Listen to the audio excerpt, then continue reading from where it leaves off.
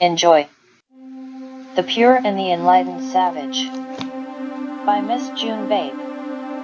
I am Apazainalotl, an Aztec woman who was taken from my homeland and sold into a world where there is only greed and corruption everywhere in this mortal world. Born in a land with milk and honey, I was taken from my home and sold into slavery by a pale-faced man and continuously sold to pale-faced masters. In every strange land I have walked on. With my eyes I only see how cruel the white men are to the people with bronze and black skin by slashing and beating our flesh, then to treat us like we are nothing. Forced to leave my homeland, I traveled to Spain in the New World where I was abused by the people of pale faces. Now I am being sent to a new world called Josian where I don't know what will be fate. Sitting in the belly of a big ship with my arms and legs chained together and surrounded by death. So far I'm one of the few surviving slaves on the ship to survive the long journey to Josian with trade and goods being stored in the belly of the ship. Days turned to weeks that turned to months, then to years on sea, which led me to recall the death of my family slaughtered by the metal pale-skin warriors. I remember it happened on my wedding day and I remember everything. I remember my mother and I were getting prepared for my wedding and soon we heard explosions. We went outside our house and saw those metal warriors slaughtering the Aztec warriors.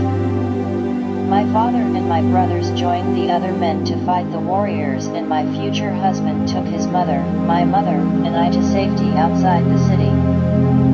Enemies of my people started to grab the women and children while more men of my tribe began to fight back. My future husband took myself and our mothers to safety in the caves hidden in the mountains outside the city. From the caves, we saw our city being burned to the ground, ships sailing to the shores and other tribes aiding the metal warriors to slaughter us, the Aztecs. We hid in the cave and every night we heard screams echoing into the sky with evil cackles following behind those lost soul cries. Many days passed in the caves and soon we were discovered by our enemies where they murdered my betrothal by decapitating his head. They held my mother and my mother-in-law in their arms and slit their throats until their skin went pale from the life taken from them. Soon they saw how young I was and they raped me and stole me my purity from me where they brought me to their city. At their tribe, I was thrown into a metal cage with the women and children of my people with other tribal women and children.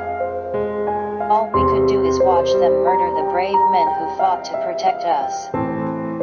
I wanted to know if my brothers and my father were alive, but a woman explained to me that many men died fighting to let the women and children escape the city. She told me any of our loved ones are dead and we have worry about surviving this new change of fate. Soon the metal warriors came and began to slaughter my people's enemies, and soon all my people's enemies were gone and only the remaining tribal women and children survived. We were taken out of our cage and forced to walk to the shore and aboard a big canoe to be sold into slavery. On the ship, many more women and children died on the ship and I barely survived the journey to Spain. In Spain, the dead people who didn't survive the journey were thrown into the sea and the survivors were forced to walk through the roads of the strange city. People in strange clothing stared at us as we were getting lined up to be sold to wealthy pale-faced men. One by one, we were sold to people we had to call masters. After a few hours, I was bought by a man and brought to his home where I was stripped off my clothing and forced bathe in front of men who only stared at me while forcing me to move. Soon elderly women came and gave me my clothes after she burned my clothes, the last piece of my identity as an Aztec woman. There I was told to obey the masters and follow orders with no back talk. The one thing I remember clearly is I am nothing towards the people with white skin, only a creature beneath. In my master's home, all I did was trying to escape and I was always whipped by the master's foreman.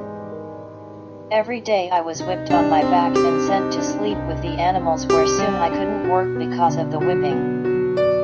Soon the master decided to sell me to the slave market that was selling slaves to the New World, America. Before he sold me, he told me I am servant who can never be tamed, so he tamed me by forcing himself on me. He raped me and told me he wanted me as his mistress and wouldn't sell me if I agreed to obey and become his mistress. I refused and he began to beat me as he continued to force himself onto me. Then he sold me back to the slave market. Soon I aboarded a ship to America where I made the journey sickly and I was bought by a woman. The woman bought me to be a servant to her eldest son, who later tried to seduce me, but every time I refused he hid me. One night, I was getting ready to leave the main house to sleep in the slave's house and the young master summoned me to his bedroom. He asked me to come inside and he locked the door as I entered his bedroom. There he proclaimed his love to me and tried to seduce me to sleep with him, but I rejected his so-called proclaimed love. He got angry with me for rejecting and disobeying an order that he beat me again. This time, I didn't allow myself to get beaten anymore. I fought back and I lost my struggle to be free again. He left me unconscious and started to touch my body as I was conscious, then he raped me. When I awakened, I was sitting in a cell with the lady master standing and staring at me. She told me that I'm being sold to a new master in Asia to protect her son and family name. She made me drink a tea that made me prevent any possibility of childbearing. Then I was forced to go onto another ship. On the ship I was locked in a cell with chains on my wrists, my ankles, and around my neck. My former lady master instructed the captain to lock me like an animal because I'm too wild and unable to tame. Every passing moment, I asked the gods, why are they letting those pale-skinned demons to touch me?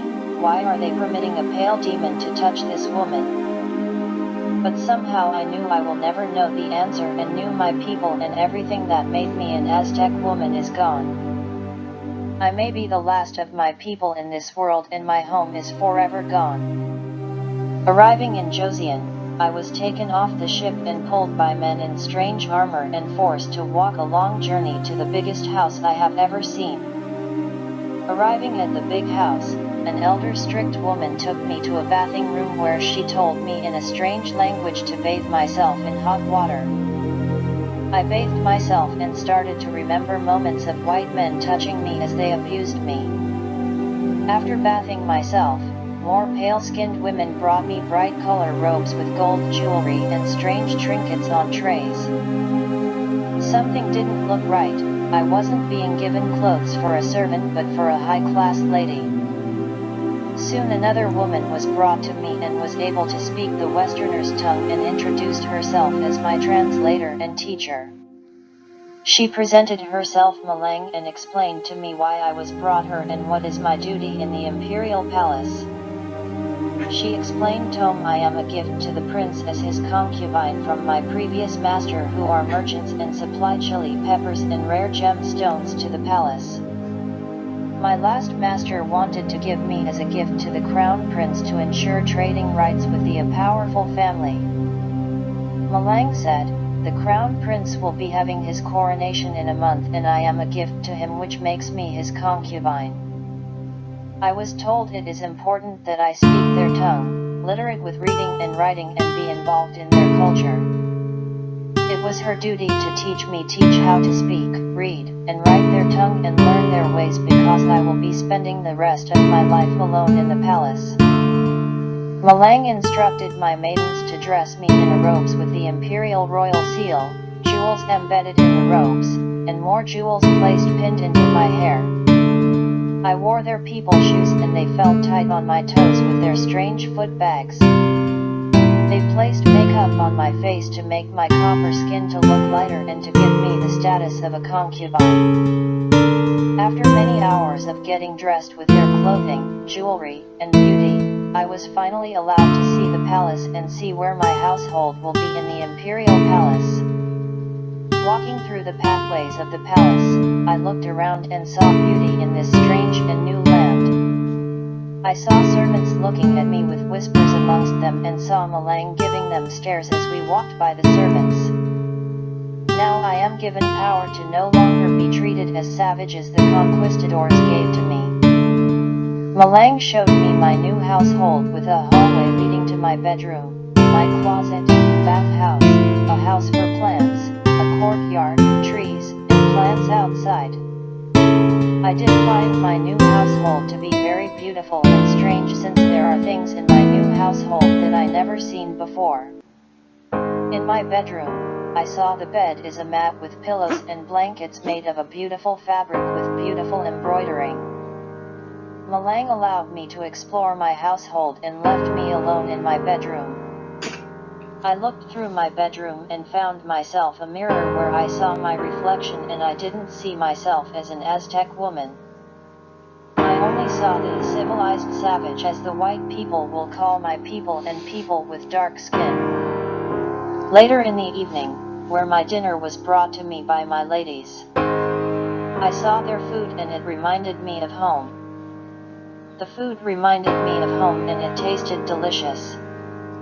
After the evening, Malang came to my room to tell me starting tomorrow I will start my education to speak, read, and write their language and learn how to be a proper lady in a high-class status. She also told me I am not allowed to leave my household because the crown prince doesn't know of my existence, and I must wait when the queen dowager formally makes me a concubine to the court. The only family members who know of my existence was the queen dowager and the king, because they saw me as a rare flower and must be kept in the royal family. Soon I must learn how to be a proper lady so I can be a concubine for the crown prince. A month has passed by and I have learned to speak, write, and read their language and learned how to be a lady in their culture. The time has come for me to meet the royal family and be given a proper name for the work I have put into myself to be part of their culture and society. The queen dowager and the king both saw the beauty in this civilized savage, but the queen mother saw me as only a savage. I showed them that I properly greeted the royal family, formally addressed them, and showed them how much a high-class woman I am. Soon the royal family began to speak with and asked more about me and my homeland. Queen Dowager, tell me, child, where are you original from? I've been told you are from the New World and have left to join the Westerns. Apazainalotl. Your Majesty, I am from an empire named Tenochtitlan and my people are called the Aztecs. My homeland was invaded by Spain and was taken from my home to be a servant to their country. King, you were taken from your homeland, and did you ever think about returning to your homeland, young flower? Apazainalotl. Your Majesty, I can never return to my country and to my people. My people and country were annihilated by the Westerns. I have nowhere to go but stay where I am and live a new life. Queen Dowager, child, you are a rare and beautiful young woman. The king and I decided you will be the perfect concubine for the crown prince. After his coronation, you will be a concubine of the 5th rank.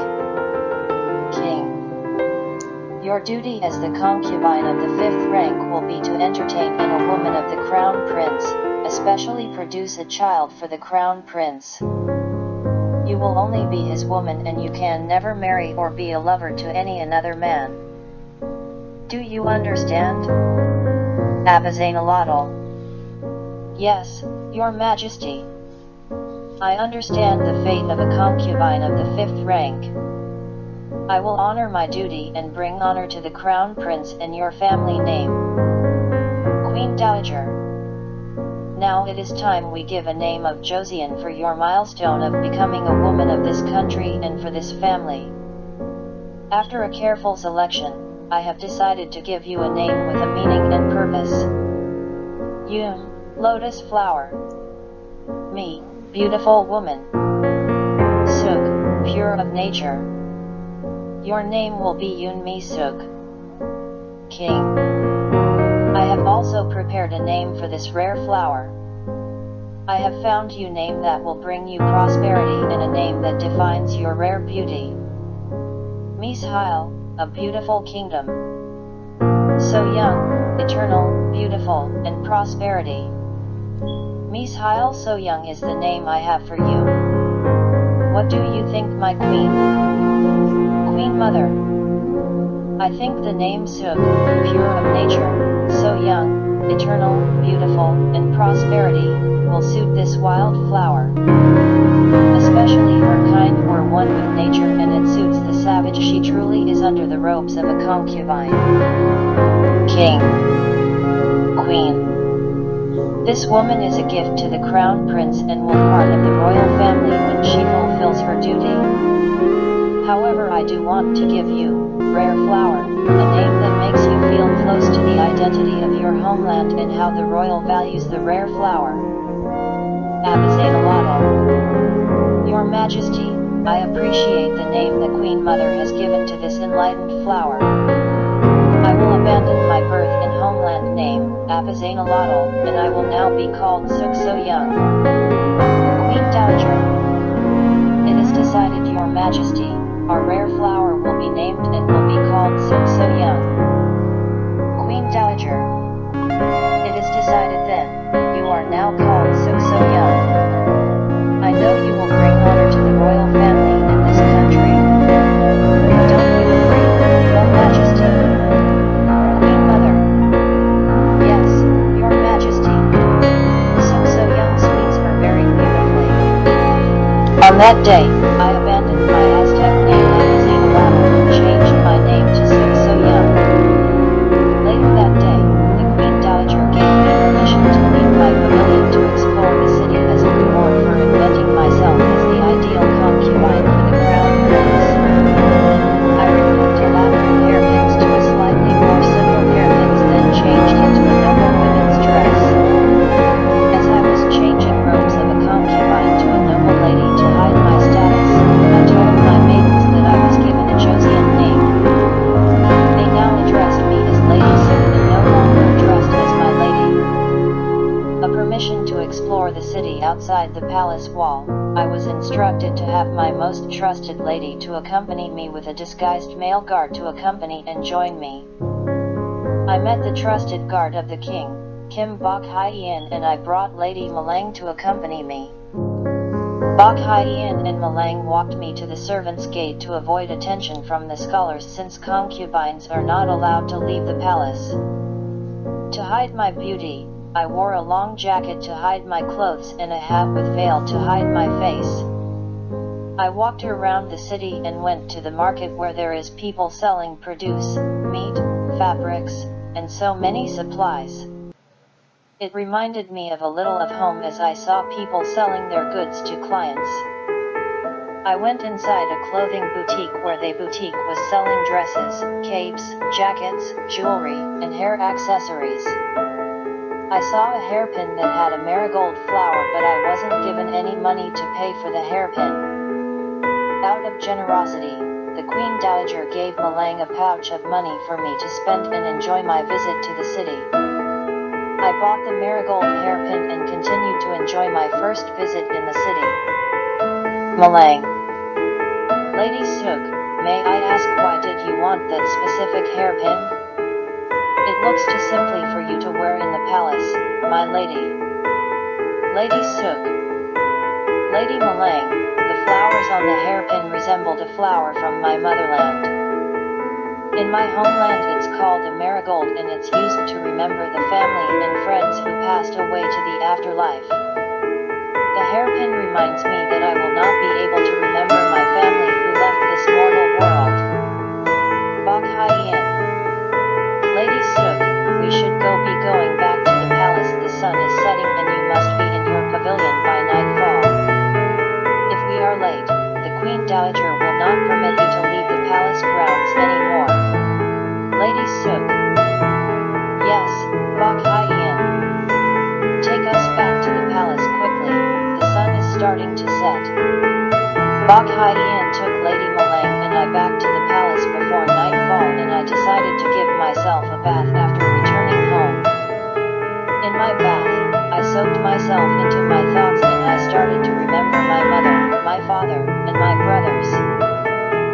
start to cry when I remembered my wedding day, the day I was supposed to marry my betrothal, Zipporah.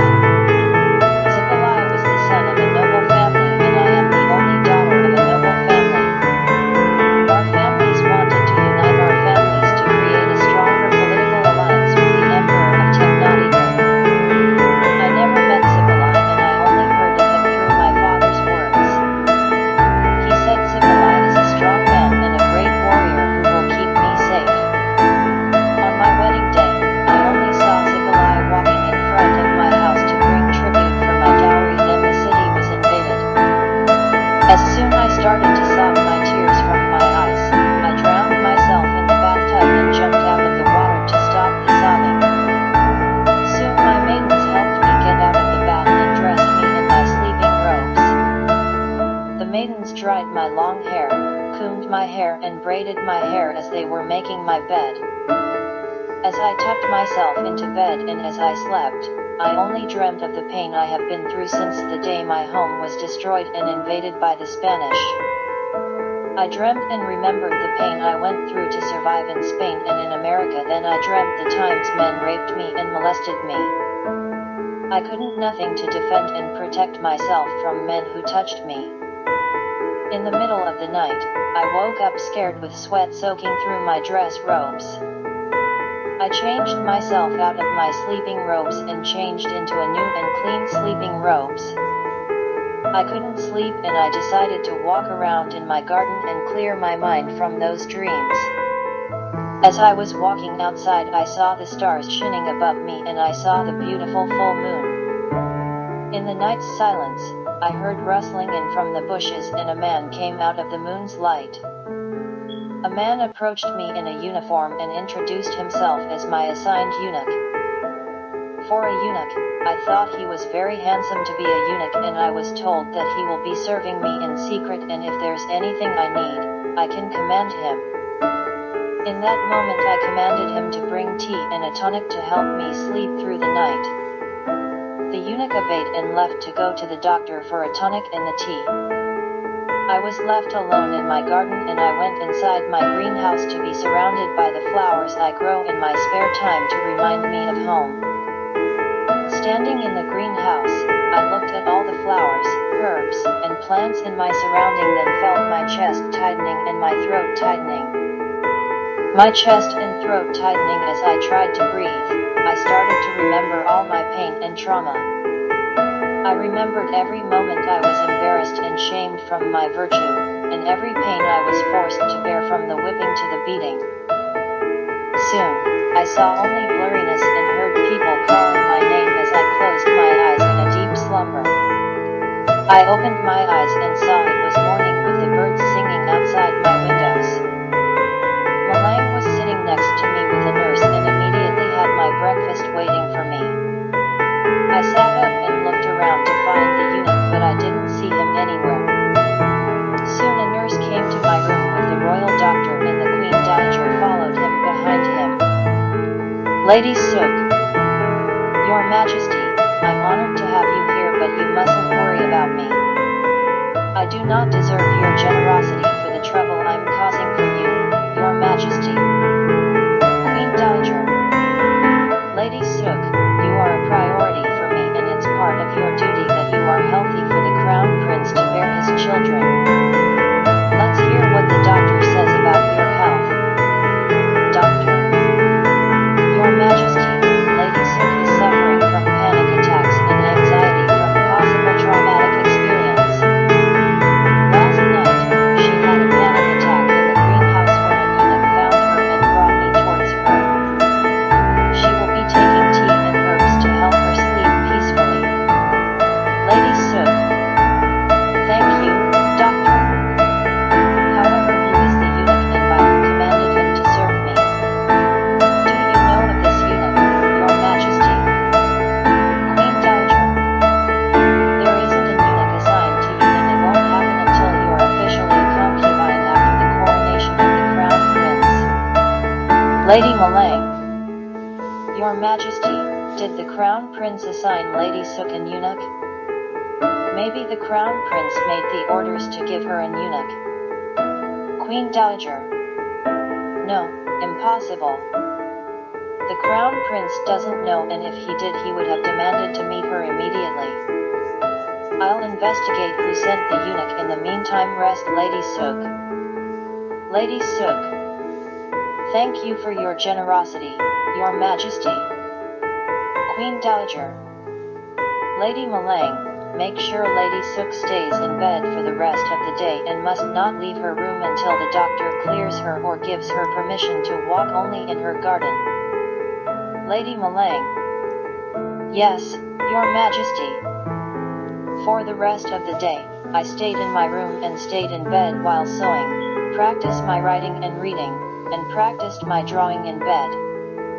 I followed the instructions of the royal physician and stayed in bed until the physical icon advised me to take a stroll in the garden so I can sleep easier. I took a stroll in the middle of the night while wearing a warm coat, and I ran into the same eunuch the night before. Lady Sook. You're the eunuch who came to the night before. Tell me what is your name and who assigned you to me. I know it wasn't the king because the Queen Dowager would have known. What is your name and who sent you before I scream and tell the guards to come here? Eunuch Bong. My name is Yong Jun Bong and I was sent by the Crown Prince. The Crown Prince doesn't want the king, queen, and the Queen Dowager to know that he is aware of your existence. He didn't want you to know that he sent me to you. Lady Sook. If what you say is true, where were you when I was in bed sickly? Isn't it eunuch's duty to be with their master in every moment? Where were you when I need you? Eunuch Bong. My lady, no one in the royal family knows I am under your command and I can only be a servant for you at night. Forgive me, my lady, I deserve to die. Lady Sook. Eunuch Bong, don't be overdramatic. Just take a stroll with me, I need to clear my mind before I go to sleep. Eunuch Bong. My lady, may I ask what happened to you the night before? I saw you on the floor trying to breathe and you went unconscious in the greenhouse. Lady Sook. I'm only suffering from anxiety and panic attacks from trauma in my past life. I can only say that I'm not comfortable talking about my past with anyone. Eunuch Bong. You can tell me anything you're comfortable with, my lady. I'm your servant and you have my loyalty, my lady. Lady Sook. As you can see, I'm not from this country and I am from Tenochtitlan, a city that was part of the strongest empire alive and now destroyed by the Westerns. I was sold into slavery and had masters who abused me in different ways, and now I was a gift to the Crown Prince from my last master. Eunuch Bong. My lady, I'm sorry to hear the trauma you have been through since the loss of your country. May I ask where is your family and your people are? Do you have any way of contacting them? Lady Sook. My family are dead. My people are dead or enslaved to the Westerns. I am a person without a country to call home anymore. I have no one in this mortal life, no one to call mother or father or my brothers anymore. No, please escort me back to my bedroom. I had enough walking and I must rest before I start getting more panic attacks. Do not mention this conversation to the Crown Prince. No one must know about my past and my former life. Eunuch Bong. Yes, my lady. From that night, Eunuch Bong has been my most loyal friend and Lady Malang is my most loyal friend who I can trust with my life and secrets. However, this night is the night that led my path to meeting the Crown Prince. Every night I will speak with Eunuch Bong and I told him stories of my people, my life in Tenochtitlan, and how life was for me as a noble woman in my homeland. Even Eunuch Bong told me stories of his family, stories of his childhood and his adventures in Joseon. Every moment I spent with him, I began to grow more fonder for him, and unknowingly I began to grow feelings for my eunuch.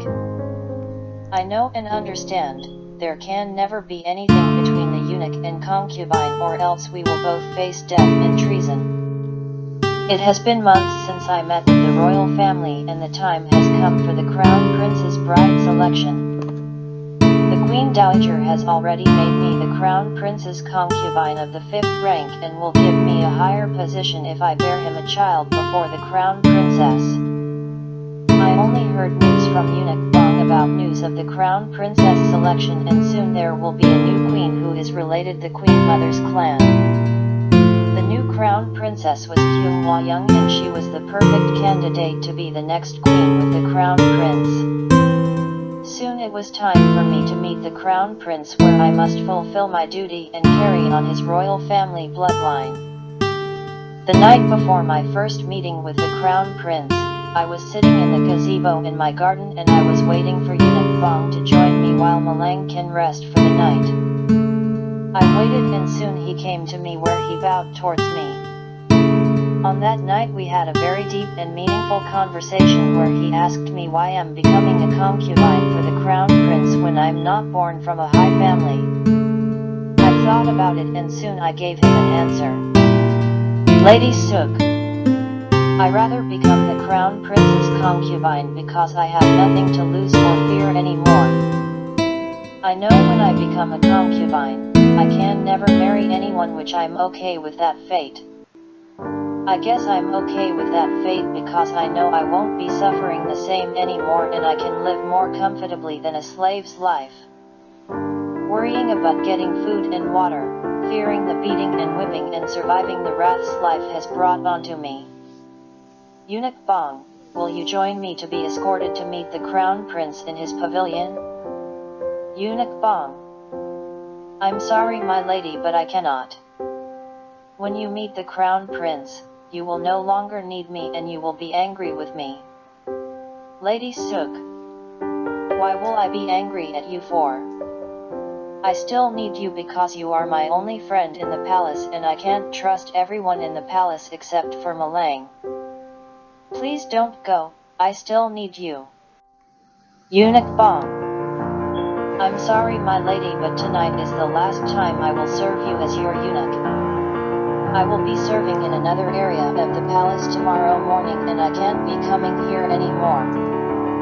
Lady Suk, very well, Bong. You are excused for the night. Please get your sleep and be well rested for tomorrow. Good night, Yongjun Bong. Eunuch Bong. Good night, Lady Suk So Young. Good night, my golden flower. I will see you in my proper identity, and see you be radiant as the stars in my study room. Lady Suk. Malang. Malang. Please come to the gazebo and join me for tea, and bring my maidens with you. Lady Malang. My lady, I have brought your handmaidens and brought more tea for everyone. Why have you summoned all of us at this night hour, my lady? Lady Suk. Ladies, the Queen Dowager has made the arrangement to have the crown prince and I meet formally in his study room in his pavilion. I need you all to prepare me for the meeting, from bathing, dressing, and applying makeup and accessories. We must work perfect to make the perfect impression on the crown prince, our future king. Lady Malang and handmaidens. Yes, my lady. We will obey and keep your words in mind. Lady Suk. You may retreat, ladies. Please get enough good rest, and I will have breakfast prepared for all of us. The morning sun arrived at my window and shined through the window to touch my skin. Now it was time to prepare my first formal meeting with the crown prince and make the best impression I can. My handmaidens arrived to my bedroom with all the items I will be needing today. I had breakfast waiting for them so they can be full before we start preparing my body for the crown prince. As they were eating breakfast in my bedroom, I ate my breakfast with them, then I prepared my bath with rose petals and dried herbs.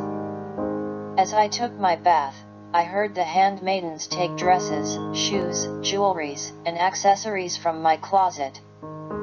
Soon a handmaiden came to me, then helped me get out of my bath and dried my hair quickly in the sun. I was dressed in a silk bathrobe and soon seated to my vanity and had my undergarments laid out, then I was soon dressed into my undergarments. Immediately the handmaidens prepared to style my hair, apply my makeup and applying accessories to my hair. I requested they use the marigold flower hairpin and to add more elaborate floral hairpins in my hair to make the marigold flower look bigger. In a few hours, I was finished and all was left is to choose the right dress for me to wear for the crown prince. Lady Malang picked out different styles of dresses with bright colors that complemented my skin complexion and my beauty. A dress with blue and green, another with pink and green, and another one with yellow and red. I chose the dress with yellow and red, which needed the imperial family seal to officially make me the king's woman and concubine. With the perfect dress and the perfect matching shoes, I was perfect to meet the crown prince. The Queen Dowager came to my household and escorted me to walk to the crown prince's pavilion. The Queen Dowager complimented my attire and said I looked very beautiful and the colors complemented my skin. I was escorted to the Crown Prince Pavilion and I saw the Crown Princess. The Crown Princess and the Queen Mother stopped in our way to the Crown Prince's Pavilion. The Crown Princess was very beautiful and had the ideal beauty of this country. Queen Mother, Your Majesty, I was just going to pay my respects to you in your pavilion. What brings you to the Crown Prince Pavilions? Queen Dowager, I was only going to visit my grandson and properly introduce him to his gift. Who is this young flower in this garden? Queen Mother, this is Kyung Hwa Young, the Crown Princess. Crown Princess, please pay your respects to the Queen Dowager. Crown Princess, it's an honor to meet you and be in your presence, Your Majesty. I am Kyung Hwa Young, daughter of Scholar Kyung of Ministry. Queen Dowager, you are a very beautiful flower, Crown Princess. Now I must be going to the Crown Prince with his gift. Queen Mother, I will join you, Queen Dowager. The Crown Prince must meet his bride and his Crown Princess. Arriving at the Crown Prince's pavilion, the Crown Prince's eunuch announced the Queen Dowager, Queen Mother, and the Crown Princess. All the women were brought into the Crown Prince's study room and sitting above them was the Crown Prince. I didn't look at the Crown Prince's face as I entered the room with my head bowing down. The Crown Prince had seats waiting for the Queen Dowager and the Queen Mother and had the Crown Princess and I seating in front of him. Soon it was time I will have to introduce myself to the Crown Prince. Queen Dowager, Your Majesty, from overseas in the West, an important man who conducts business with the Imperial Palace. The Western man brought you, Crown Prince, a gift to be your concubine. Please introduce yourself, Golden Flower. Lady Suk. Your Majesty, I am Suk So Young, your gift from the West and meant to be your woman. I'm honored to meet His Royal Highness and be in his presence. Crown Prince. Suk So Young, rise your head and show me your exotic face. Show me your face and let me your beauty. I raised my face and I saw the Crown Prince's face. I couldn't believe my eyes as I looked in his eyes and saw his face. In that moment, I understood Eunuch Bong's words when he couldn't serve me anymore because he was being relocated. He lied about his identity and was never an eunuch, he was the Crown Prince of Joseon. I looked in his eyes and I can't believe he played me like a fool. I stayed quiet and I let him stare at my face as long as he wanted. The crown prince rose from his chair and walked towards me, where he grabbed my arm, then forced me to walk out his study room. The queen mother and dowager were shocked when the crown prince pulled me out of the room. The crown prince made us run, and we ran to my pavilion and went into the garden. I pulled my arm away from the crown prince and kept my distance as the crown prince tried to hold my hands. Lady Sook, you lied to me this whole time. You earned my trust and knew my secrets. You lied to me and never told me you are the crown prince of Joseon. Were you trying to make a fool out of me, your majesty? Crown prince. So young, I heard whispers of you being in the palace, and I needed to know why my father and grandmother wanted to make you a concubine when I'm king. I posed myself as a eunuch to meet you and get to know you.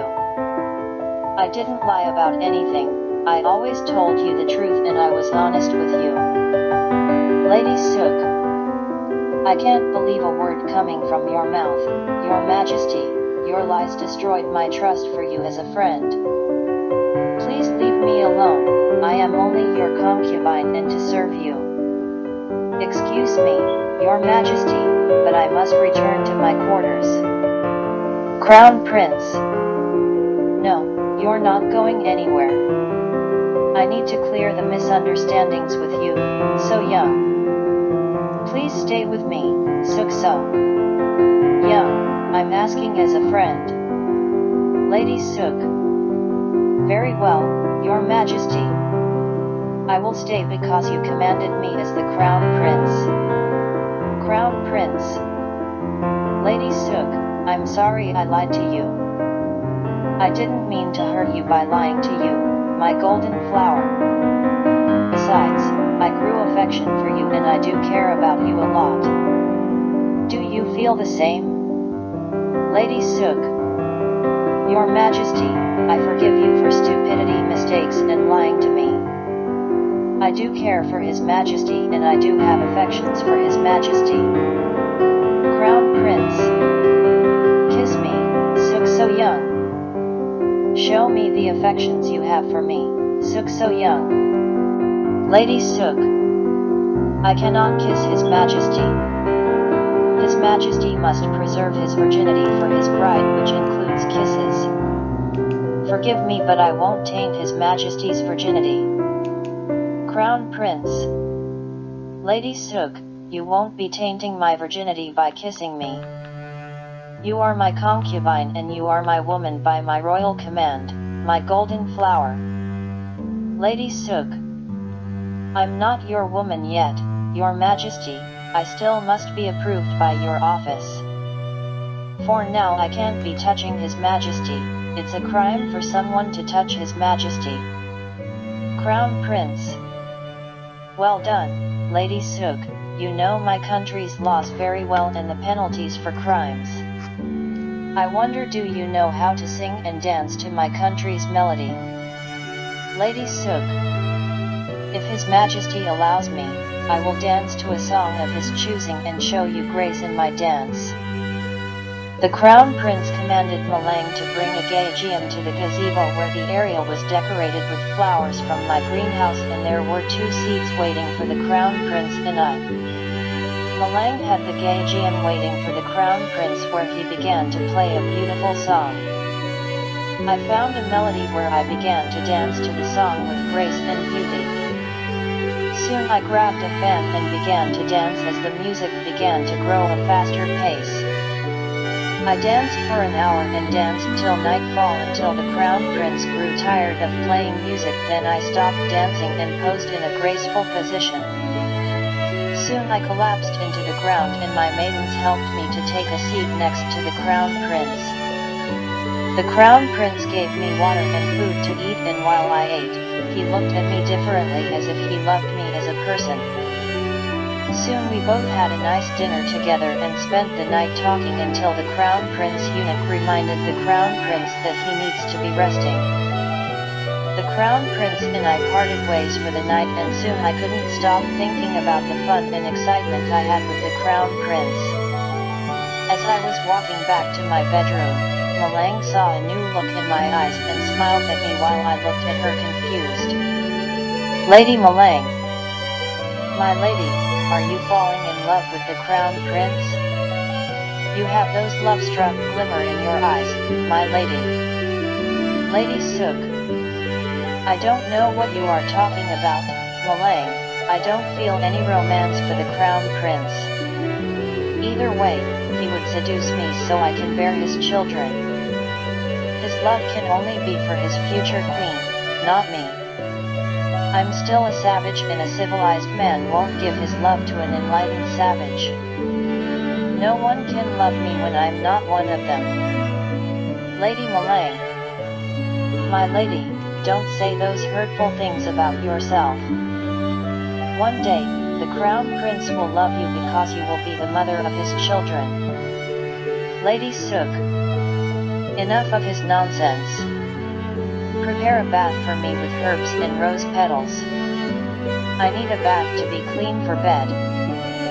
My bath was prepared and I soaked myself in the water to let my body relax in the hot water. Suddenly I heard steps coming into my bathhouse and I saw the crown princess. I hid my body from the crown princess and she asked me to meet her in my bedroom. I quickly changed into my undergarments and I went into my bedroom where she was sitting in my bed. I kneeled before her and I bowed before the crown princess. Malang brought tea for the crown princess and I with small snacks where we sat in silence. I stared at the crown princess as she stared at me. I looked at how beautiful she is and she must have been thinking why I am in the imperial palace. Crown princess. Lady Suk, you are clearly not one of us and yet you are sitting inside the palace. Tell me, why are chosen to be a concubine without being born into a noble family? Lady Suk. Your Highness, I was only brought here on a ship and told to be a concubine because I was sent here by my master. My masters made the arrangements for me to be a concubine for the crown prince. Crown princess. Very well, I have the answers I needed. Tell me, do you know what is your duty to the crown prince? If you know very well, I'll let you know that you won't succeed because I will bear all his children. Soon you will be kicked out and return to the savage you truly are, Suk So Young. Good night, Suk So Young.